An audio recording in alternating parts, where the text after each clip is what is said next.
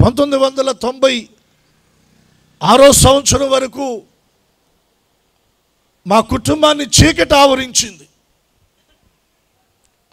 భయంకరమైన శాపం, భయానకరమైనటువంటి రోగాలు, కన్నీళ్ళు, ఆర్థికంగా చితికిపోయిన అనుభవాలు,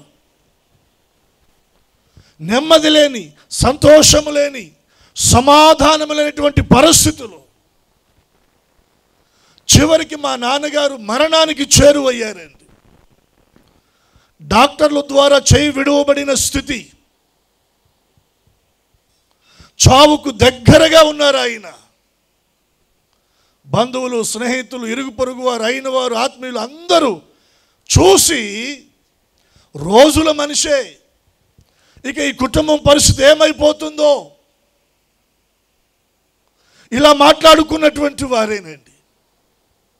అటువంటి పరిస్థితుల మధ్యన మా పిన్ని గారి ద్వారా దేవుని మాటలు మాకు ప్రకటించబడ్డాయి. ప్రకటించబడిన దేవుని మాటలను మా హృదయంలోనికి చేర్చుకొని విశ్వసించి దేవుని తట్టు తిరగగా, మరణానికి దగ్గరగా, మరణానికి చేరువుగా, మరణ పడకల మీద ఉన్న మా నాన్నగారిని దేవుడు దర్శించి కనికరము కలిగిన ఆయన తన హస్తము చేత మా నాన్నగారిని ముట్టి బాగు చేసి మరణము నుండి తప్పించి జీవములోనికి మా నాన్నగారిని దేవుడు నడిపించాడు. మా కుటుంబాన్ని చీకటిలో నుండి ఆశ్చర్యకరమైన తన వెలుగులోనికి ఆయన నడిపించాడు.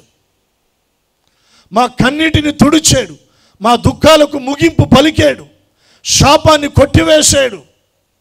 మా కుటుంబాన్ని దేవుడు వెలుగుమయంగా తన తేజో మహిమతో మా కుటుంబాన్ని నింపి ఈ రోజున అనేకులకు ఒక ఆస్వాదకరంగా ప్రభు చేశారు. రెండు చేతులెత్తి దేవునికి స్తోత్రం చెల్లిద్దాం.